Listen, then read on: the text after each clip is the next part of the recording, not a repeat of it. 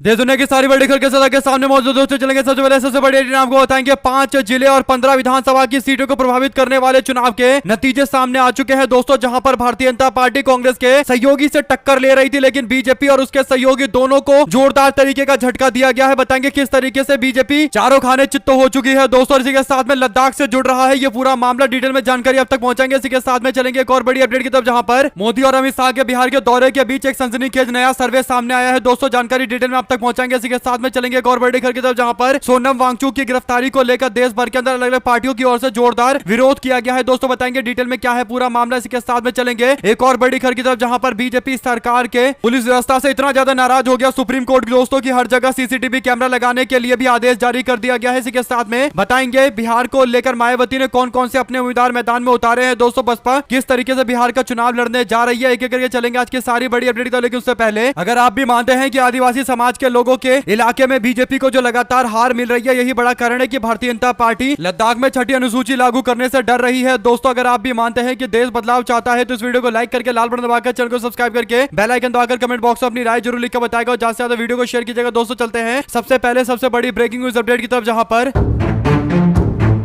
लद्दाख के अंदर कई सारे मांगों को लेकर जोरदार तरीके का आंदोलन देखने को मिला दोस्तों। यहां तक की हिंसा भी देखने को मिली दोस्तों, जिसके बाद कई सारे लोगों को गिरफ्तार करके जेल भेजने की कोशिश की जा रही है। इस बीच एक जो बड़ी अपडेट सामने आई है दोस्तों की इस आंदोलन के दौरान जो सबसे बड़ी मांगों में से एक मांग थी दोस्तों, वो छठी अनुसूची लद्दाख में लागू करने की मांग की गई थी, जिसके तहत आदिवासी समाज के लोगों का खुद के लिए सरकार बनाने का सपना पूरा हो जाता दोस्तों, यानी ऑटोनॉमस काउंसिल बनाई जाती, जिसके कारण आदिवासी समाज अपने हित के फैसले खुद से ले पाते। लेकिन बीजेपी छठी अनुसूची लागू करने को तैयार नहीं है दोस्तों। ऐसे में इसका एक बड़ा कारण सामने आया है। दरअसल बीते दिन खबर सामने आई, जहां पर असम के 5 जिले कोकराझार, चिरांग, बक्सा और उदलगुरी के साथ साथ तामुलपुर को कवर करने वाले बीटीसी यानी बोडोलैंड क्षेत्रीय परिषद के चुनाव के नतीजे घोषित किए गए हैं दोस्तों। बीटीसी के चुनाव को लेकर असम की राजनीति में जबरदस्त तरीके का घमासान मचा हुआ था। आपको बता दें कि बीटीसी के चुनाव को जीतकर भारतीय जनता पार्टी 2026 के चुनाव में आदिवासी समाज के बीच में अपनी उपस्थिति को मजबूत करना चाहती थी दोस्तों, और भारतीय जनता पार्टी ने बीटीसी के चुनाव में एक नया खेल खेलते हुए एक नई पार्टी का साथ देकर कांग्रेस पार्टी के सहयोगी पार्टी को दबाने की कोशिश की। दरअसल दोस्तों बीटीसी के चुनाव के रिजल्ट जो सामने आए, जिससे 15 विधानसभा के क्षेत्र प्रभावित होंगे, उसे लेकर काफी ज्यादा बीजेपी को तगड़ा झटका लगा है। दरअसल 40 सीटों पर हुए चुनाव को लेकर जबरदस्त तरीके से नतीजे सामने आए हैं दोस्तों। आपको बता दें कि लाखों लोगों के वोट डालने के बाद बीते दिन जो नतीजे आए हैं, उसके अनुसार भारतीय जनता पार्टी को जोरदार तरीके का झटका देते हुए कांग्रेस पार्टी के सहयोगी पार्टी बीपीएफ पार्टी यानी बोडोलैंड पीपल फ्रंट की ओर से सबसे ज्यादा सीटें जीती गई है दोस्तों। जो आंकड़े सामने आए उसके अनुसार 40 सीटों पर नतीजे सामने आए, जिसमें से कांग्रेस पार्टी की सहयोगी पार्टी बीपीएफ पार्टी ने 24 सीटों पर जीत हासिल कर ली है दोस्तों, जिसमें ज्यादातर एनडीए गठबंधन के दावेदारी वाली सीटें थी दोस्तों। आपको बता दें कि जो जानकारी है उसके अनुसार बीपीएफ पार्टी ने 24 सीटें जीती है, जबकि यूपीपीएल पार्टी यानी भारतीय जनता पार्टी की सहयोगी पार्टी को 10 सीटें मिला है दोस्तों, और भारतीय जनता पार्टी को केवल 6 सीटें मिली है। तो यहाँ पर एक तरफा कांग्रेस पार्टी के सहयोगी पार्टी बीपीएफ ने चुनाव जीत लिया है दोस्तों। आपको बता दें कि बीपीएफ पार्टी ने 2021 और 2016 में 2 बार कांग्रेस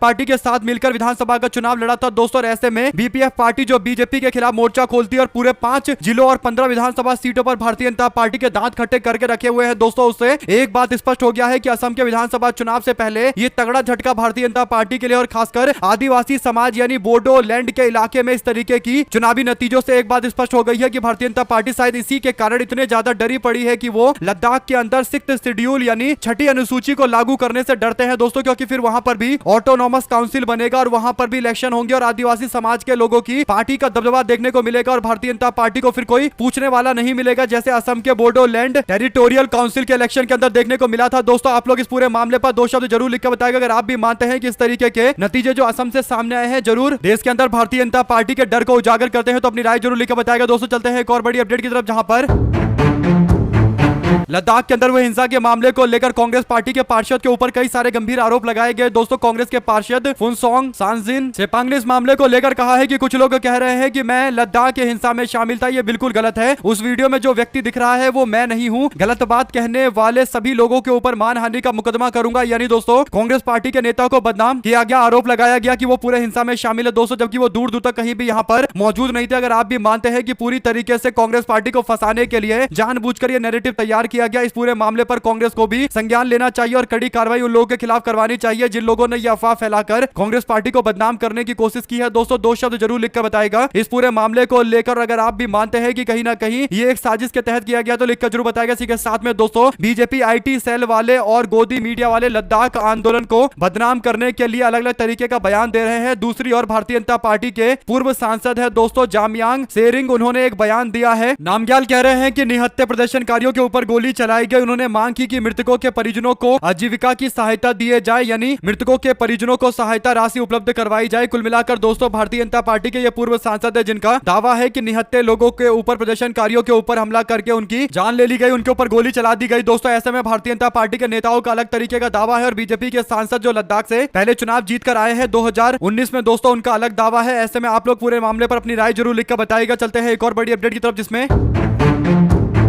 सोनम वांगचुक की गिरफ्तारी के मामले को लेकर अलग अलग पार्टी के अलग अलग बड़े नेताओं की ओर से प्रतिक्रिया सामने आई है। दोस्तों अरविंद केजरीवाल ने कहा कि रावण का भी अंत हुआ था, कंस का भी अंत हुआ था, हिटलर और मुसोलिनी का भी अंत हुआ था और आज उन सब लोगों से लोग नफरत करते हैं। आज हमारे देश में तानाशाही चरम सीमा पर है। तानाशाही और अहंकार करने वालों का अंत बहुत बुरा होता है। यानी सोनम वांगचुक की गिरफ्तारी को लेकर केजरीवाल की यह प्रतिक्रिया है। दोस्तों इस पर आप लोग क्या राय देना चाहते हैं लिखकर जरूर बताएगा। इसके बाद रवीश कुमार भी प्रतिक्रिया देते हैं। दोस्तों रवीश कहते हैं कि जेल के अलावा आता ही क्या है, लोगों के लिए बोलना देश के खिलाफ बोलना हो गया है। सोनम वांगचुक को रिहा करना चाहिए, बंद होना चाहिए। ये सब आज ही असम के बीटीसी के वोटों की गिनती हुई है, इसका संबंध भी 6ठी अनुसूची से है। मैंने अपने एक मित्र से पूछा कि भारत के अंदर मैन्युफैक्चरिंग में तरक्की क्यों नहीं की, तो उसने कहा कि कैसे होगी तरक्की, मेक इन इंडिया का प्रतीक चिन्ह लोगो सिंह यानी शेर बना देने से नहीं हो जाता, लोगो रख लिया है लायन का और पब्लिक को डरा डरा कर मेमना बना दिया है। यही कारण है कि 11 साल निकल गए और नतीजा 0 है। चुनाव जीतने के लिए खाते में 10,000 रुपए डालने पड़ रहे हैं, ऊपर से हेरा फेरी के 100 और आरोप लग रहे हैं। कुल मिलाकर दोस्तों रवीश कुमार ने वांगचुक के गिरफ्तारी को लेकर यह प्रतिक्रिया दी है। इस पर आपकी क्या राय है लिखेगा जरूर। कांग्रेस पार्टी ने भी इसकी कड़ी आलोचना की है। दोस्तों इसी के साथ में चलते हैं एक और बड़ी अपडेट की तरफ जहां पर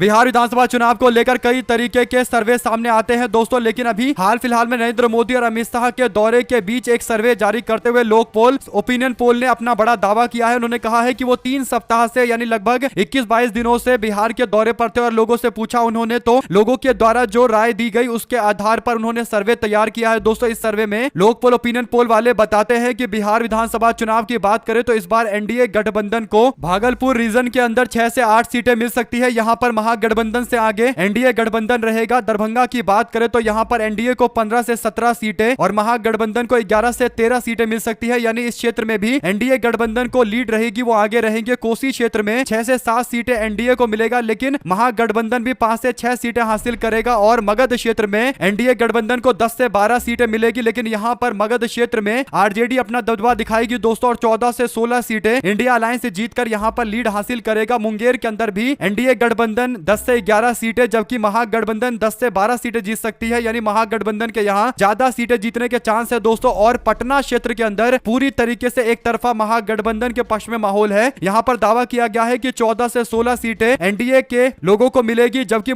पटना के अंदर महागठबंधन 26 से 28 सीटें जीतकर लगभग दोगुनी सीट जीतकर यहाँ पर अच्छी खासी लीड बना लेगा। पूर्णिया में ड्रॉ रहेगा, यानी एनडीए को 10 से 11 सीटें और महागठबंधन को भी 10 से 11 सीटें मिलेगी। सारण क्षेत्र के अंदर एनडीए को 10 से 11 सीटें और महागठबंधन 12 से 13 सीटें हासिल करेगा। जबकि तिरहुत क्षेत्र की बात करें तो यहाँ पर 25 से 27 सीटें एनडीए गठबंधन के लिए और महागठबंधन को 21 से 22 सीटें मिलेगी दोस्तों। यानी टोटल आंकड़ा जो दिया गया है उसके अनुसार एनडीए गठबंधन को विधानसभा चुनाव बिहार के अंदर लगभग 105 से 114 सीटें मिलती दिखाई दे रही है, जबकि महागठबंधन 116 मिनिमम सीटें और मैक्सिमम 126 सीटें हासिल कर रहा है दोस्तों। तो कह सकते हैं कि महागठबंधन का इस चुनाव में दबदबा रहेगा। इस बारे में जब और डिटेल में जानकारी दी गई दोस्तों तो और ज्यादा दिलचस्प बातें बताई गई है। उन्होंने कहा है कि इस बार पटना क्षेत्र के अंदर सबसे ज्यादा बड़ा परिवर्तन होगा और इसके पीछे कई बड़े कारण गिनवाए गए हैं दोस्तों। कुशवाहा वोटर 2024 के चुनाव की तरह महागठबंधन की ओर शिफ्ट हो गए हैं। महागठबंधन को रविदास समाज के लोगों का अच्छा खासा समर्थन मिल रहा है। बीएसपी जो अमूमन भोजपुर और पटना के जिलों के आसपास की सीट पर मजबूत हुआ करती थी, इस बार बहुजन समाज पार्टी की स्थिति कमजोर है और जनसुराज पार्टी ने जनता दल यूनाइटेड के जो अपर कास्ट के वोटर है उनको अपनी ओर शिफ्ट कराया है, जिसका फायदा इंडिया अलायंस को मिलेगा दोस्तों। तो कुल मिलाकर पटना क्षेत्र के के अंदर असली खेला होने जा रहा है। बाकी पूर्णिया में AIMIM का फैक्टर रहेगा, लेकिन उसे न्यूट्रलाइज करने के लिए पप्पू यादव काफी ज्यादा बड़ी मेहनत कर रहे हैं और इसका असर भी देखने को मिलेगा। आप लोग क्या कहना चाहते हैं पूरे मामले, अपनी राय जरूर लिख के बताएगा दोस्तों। ज्यादा से ज्यादा वीडियो को शेयर कीजिएगा। चलते हैं एक और बड़ी अपडेट की तरफ, जिसमें एक और आदिवासी समाज मैदान में उतरा हुआ है। दोस्तों आपको बता दें कि लद्दाख के बाद अब असम के अंदर एक और बड़ा समाज मैदान में उतरा है। दोस्तों कुछ दिनों पहले असम के अंदर आप लोगों ने देखा था कि बड़े स्तर पर मोरन समाज के लोगों ने ST यानी आदिवासी समाज का स्टेटस मांगने के लिए विरोध किया था। दोस्तों अब जो खबर सामने आई है वो डिब्रूगढ़ से सामने आई है, जहां पर एक और समुदाय मटक समुदाय के लोग अपने हाथ में ज्वाला लेकर घर से बाहर निकले। दोस्तों यानी हाथ में उन्होंने मशाल लिया हुआ था और ये मशाल लेकर रास्ते पर निकले, जिसमें लगभग 10,000 के आसपास या उससे भी ज्यादा लोग सड़कों पर चलते हुए विरोध कर रहे थे दोस्तों। और मटक समुदाय के लोगों ने डिब्रूगढ़ के अंदर ये यात्रा इसलिए निकाली दोस्तों क्योंकि वो बीजेपी सरकार से डिब्रूगढ़ के अंदर मटक युवा छात्रा परिषद की ओर से ये मांग करना चाहते हैं कि मटक समुदाय के लोगों को भी ST स्टेटस मिलना चाहिए, यानी आदिवासी समाज का दर्जा मिलना चाहिए। अब 2026 में चुनाव होने वाले हैं दोस्तों, ऐसे में बोडोलैंड के अंदर बोडो समाज के लोगों ने बीजेपी को चुनाव में हरा दिया और उसके बाद अब मोरोन समाज के लोग मैदान में उतरे हुए हैं और मटक समाज के लोगों ने आदिवासी समाज के दर्जा की मांग करते हुए विरोध करना शुरू कर दिया है। तो असम के अंदर भारतीय जनता पार्टी की उल्टी गिनती शुरू होती दिखाई दे रही है दोस्तों। जो भी जानकारी इससे जुड़ी आती रहेगी आप लगातार पहुंचाते रहेंगे। चलते हैं एक और बड़ी अपडेट की तरफ, जहां पर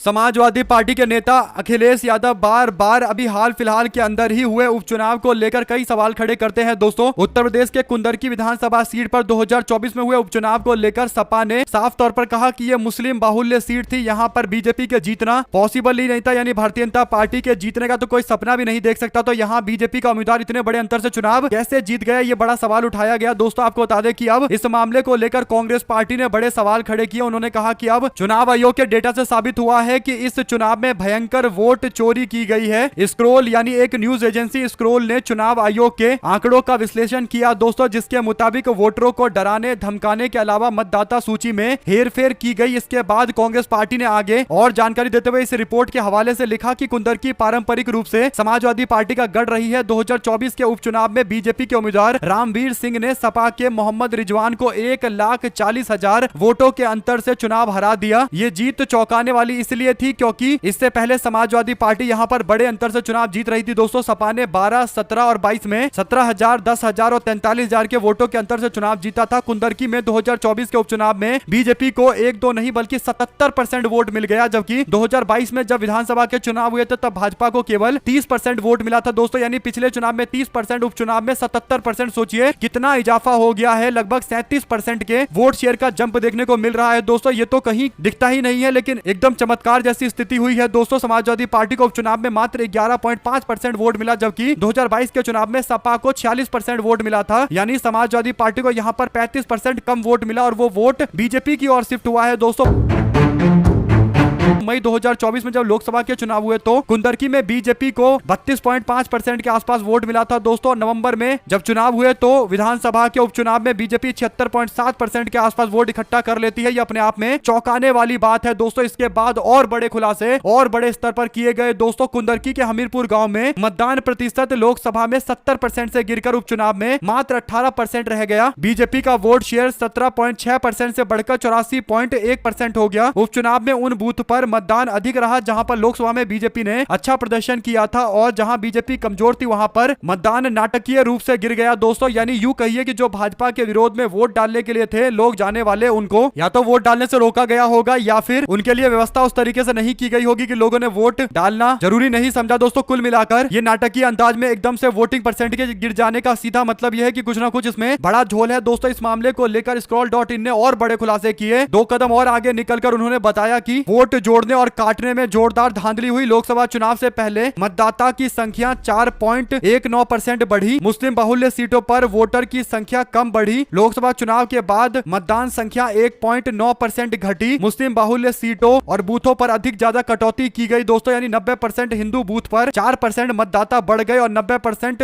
मुस्लिम बूथ पर 1% ही मतदाता बढ़े। सरदार नगर गांव का एग्जाम्पल देते हुए बताया गया कि यहाँ पर 73% मुस्लिम आबादी है और 86% कटौती मुस्लिमों मुस्लिमों की हुई है, यानी मुस्लिम वोटरों की हुई है, ये गंभीर आरोप लगे हैं दोस्तों। इसके बाद प्रशासन का इस्तेमाल करके चोरी किया गया है, ये भी गंभीर आरोप कांग्रेस पार्टी ने स्कॉल.इन की रिपोर्ट के आधार पर लगाया है दोस्तों। कुल मिलाकर चुनाव आयोग को इस पूरे मामले पर अब इन्वेस्टिगेशन करवाना चाहिए। अगर वाकई वो जानना चाहते हैं कि वोट चोरी कैसे होती है तो उनको ये तरीका देखना चाहिए। अगर आप भी मानते हैं कि ये क्लासिक केस है जहां पर मुस्लिम बाहुल्य सीट पर अचानक से इस तरीके से बीजेपी जीती है दोस्तों, 1,40,000 का मार्जिन अपने आप में अप्रत्याशित है। अगर आप भी मानते हैं कि इस मामले पर जांच की जानी चाहिए तो लिखकर जरूर बताएगा। चलते हैं एक और बड़ी अपडेट की तरफ दोस्तों, जहां पर केंद्रीय गृह मंत्री अमित शाह बिहार के दौरे पर गए। तो दोस्तों अमित शाह के बिहार के दौरे से पहले बीजेपी को तब बड़ा झटका लगा जब नरपतगंज विधानसभा सीट से 4 बार पार्टी का प्रतिनिधित्व कर चुके विधायक के तौर पर काम कर चुके जनार्दन यादव ने पार्टी से इस्तीफा दे दिया है दोस्तों। जनार्दन यादव 1977 से भारतीय जनता पार्टी से जुड़े रहे दोस्तों। 80 में चुनाव जीते, सन 2000 में चुनाव जीते, 2005 में चुनाव जीते और उससे पहले 1977 में भी उपचुनाव जीते थे दोस्तों। तो लगभग 4 बार विधायक रहने के बावजूद अमित शाह के आने से पहले इतने ज्यादा नाराज थे दोस्तों कि उन्होंने पार्टी छोड़ने का ऐलान कर दिया। अमित शाह उन्हीं के इलाके में अररिया में आज मौजूद रह सकते हैं। तो ऐसे में बीजेपी के कार्यकर्ता सम्मेलन में गए थे, लेकिन बड़े नेता ने ही पार्टी से अलविदा बोल दिया दोस्तों। सोचिए 1977 से भारतीय जनता पार्टी में थे और अभी बीजेपी छोड़ना पड़ रहा है। तो बिहार में यह स्थिति बीजेपी को लेकर स्पष्ट हो गई है दोस्तों। क्या कहना चाहते हैं पूरे मामले पर लिखेगा जरूर। इसी के साथ में तेलंगाना में कांग्रेस पार्टी की सरकार ने स्थानीय निकायों जिसमें ग्राम पंचायत से लेकर नगर पालिका आदि के अंदर पिछड़ा वर्ग यानी बैकवर्ड कास्ट के लिए 42% आरक्षण का आदेश जारी कर दिया है दोस्तों। यानी अब जो स्थानीय निकायों के चुनाव होंगे तो वो 42% बीसी यानी बैकवर्ड कास्ट के आरक्षण के आधार पर होने वाले हैं। तो पार्टी की ओर से जो वादा किया गया था उसे अब धरातल पर उतारा जा रहा है। 2 शब्द जरूर लिखकर बताएगा। साथ साथ दिल्ली के एमसीडी की सदन की बैठक के दौरान आम आदमी पार्टी के सभी पार्षदों ने मच्छरदानी लाकर जोरदार तरीके से विरोध किया दोस्तों। लगातार एमसीडी में बीजेपी की सरकार है, इसके बावजूद एमसीडी के अंदर कई सारे लोग मच्छर की वजह से परेशान चल रहे हैं। दिल्ली के अंदर कई सारे ऐसे मामले सामने आए हैं जिससे बीमारियां फैली है मच्छर के कारण दोस्तों। इसी का विरोध करते हुए मच्छरदानी लेकर आए हुए थे। सोशल मीडिया पर कई सारी तस्वीरें शेयर की गई है दोस्तों। इसी के साथ में सुप्रीम कोर्ट ने एक बड़ा बयान देते हुए बीजेपी सरकार को राजस्थान के अंदर एक्सपोज किया है दोस्तों। जो जानकारी है उसके अनुसार सुप्रीम कोर्ट ने कहा राजस्थान के अंदर हर थाने के अंदर सीसीटीवी कैमरा लगाओ। राज्य सरकार 2 हफ्तों में इस बात का जवाब देगी। और पुलिस कस्टडी में अब तक 11 लोगों के मौत के मामले को लेकर कोर्ट की ओर से यह कदम उठाया गया है दोस्तों। आपको बता दें कि पुलिस कस्टडी में 11 लोगों की मौत के बाद थाने में सीसीटीवी कैमरों की कमी से जुड़े मामले की सुनवाई कोर्ट ने की और राजस्थान सरकार के लिए आदेश जारी किया गया। 12 सवालों के जवाब देने का आदेश दिया गया है दोस्तों। सुप्रीम कोर्ट ने कई सारे गंभीर मामलों को अपने संज्ञान में लिया है दोस्तों। कई आदेश भी जारी किए गए हैं। 2 शब्द जरूर लिखकर बताएगा। चलते हैं एक और बड़ी अपडेट की तरफ, जहां पर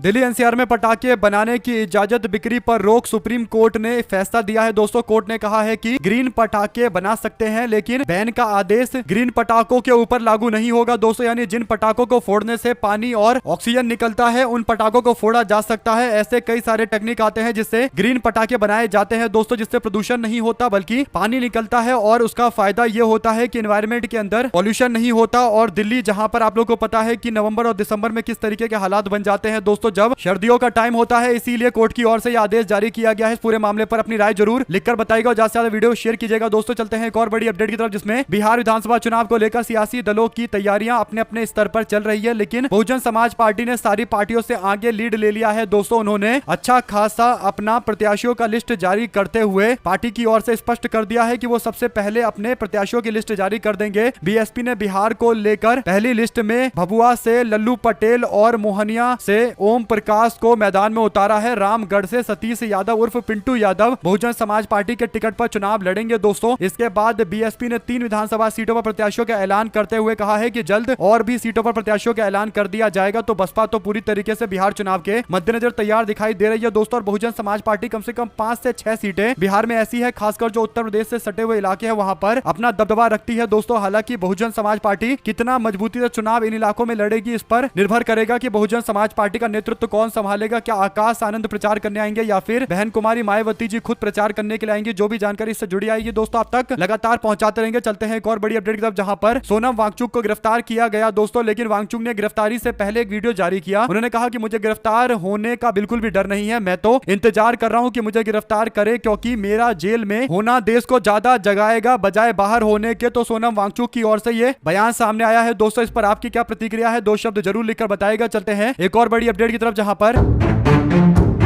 महाराष्ट्र के उप मुख्यमंत्री अजित पवार गुरुवार को यानी बीते दिन मराठवाड़ा के धाराशिव के अंदर बाढ़ प्रभावित इलाकों का दौरा करने पहुंचे थे, जहां पर उनका किसानों से बातचीत का एक वीडियो वायरल हुआ। दोस्तों आपको बता दें कि एक कर्ज माफी को लेकर उनसे मांग की गई दोस्तों, जिस पर भड़क गया अजित पवार और कहने लगे कि इसे मुख्यमंत्री बना दो। क्या तुम्हें लगता है कि हम कंचे खेलने के लिए आए हुए हैं? आगे कहते हैं कि मैंने सुबह 6 बजे करमाला में अपना दिन शुरू किया। अब सिर्फ काम करने वालों की आलोचना आप लोग करते हैं। हमने अपनी प्यारी बहनों की मदद की। हम सालाना 45,000 करोड़ रुपए की मदद दे रहे हैं। किसानों के बिजली के बिल माफ किए और उसके लिए हम लोगों ने 20,000 करोड़ रुपए खर्च किए, तो हम तो किसानों की मदद कर रहे हैं। इसके बाद जो व्यक्ति सवाल खड़ा कर रहा था दोस्तों, उसको लेकर जिन शब्दों का वो इस्तेमाल कर रहे हैं कि इसे मुख्यमंत्री बना दो, इससे पता चलता है कि उप मुख्यमंत्री अजित पवार को कितना ज्यादा अहंकार है अपने ऊपर दोस्तों। और कहीं ना कहीं एक व्यक्ति जिससे वोट मांगने के लिए चुनाव के टाइम में माई बाप बोलते दिखाई देंगे, लेकिन अभी एकदम शांति से उनकी बात सुनने की जगह उनको ट्रोल करके कहा जा रहा है कि इसको मुख्यमंत्री बना दिया जाए। यानी जनता के प्रति क्या मानसिकता है अजित पवार की, ये बातें खुलकर सामने आ रही है दोस्तों। इससे पता चलता है कि अजित पवार क्या सोचते हैं आम जन के बारे में, लिखकर जरूर बताएगा। साथ साथ केंद्रीय मंत्री गिरिराज सिंह ने शुक्रवार को बेगूसराय में पत्रकारों से बातचीत करते हुए कहा कि हमारे पूर्वजों से गलती हुई। आजादी के समय अगर हमारे पूर्वजों ने मुसलमानों को पाकिस्तान भेज दिया होता और पाकिस्तान से भी हिंदुओं को हिंदुस्तान बुला लिया होता, तो आज ओवैसी जैसा जिन्ना नहीं मिलता। यानी दोस्तों असदुद्दीन ओवैसी जो आजकल सीमांचल न्याय यात्रा निकाल रहे हैं, उन्हें लेकर जिन्ना जैसे शब्द का इस्तेमाल कर रहे हैं भाजपा के नेता। इनके बारे में 2 शब्द जरूर लिखकर बताएगा दोस्तों, जो आजकल सीमांचल क्षेत्र के अंदर एक्टिव हो गए हैं और उल्टा सीधा बयान दे रहे हैं। असदुद्दीन ओवैसी इतने दिनों से प्रचार कर रहे हैं, उनके द्वारा एक बार भी भाजपा के नेताओं को लेकर ऐसे शब्दों का इस्तेमाल नहीं किया गया, लेकिन गिरिराज सिंह जानबूझकर ऐसे बयान दे रहे हैं, शब्दों का इस्तेमाल कर रहे हैं ताकि ओवैसी और उनकी पार्टी को भी भड़काया जाए। और इसके बाद अगर कोई बयान सामने से आएगा तो आप लोग जानते हैं फिर उसका कैसे सांप्रदायिक इस्तेमाल किया जाता है दोस्तों। आप लोग जानते हैं कि असली मुद्दों से भटकाकर सांप्रदायिकता की राजनीति कराने का किसकी मानसिकता भारत के अंदर है। जो भी आपकी राय है लिखकर जरूर बताएगा। हमारे साथ लगातार जुड़े दोस्तों का बहुत बहुत धन्यवाद। देख रहे थे आपका अपना चैनल जय हिंद जय भारत। ज्यादा से ज्यादा वीडियो को शेयर कीजिएगा। बहुत धन्यवाद।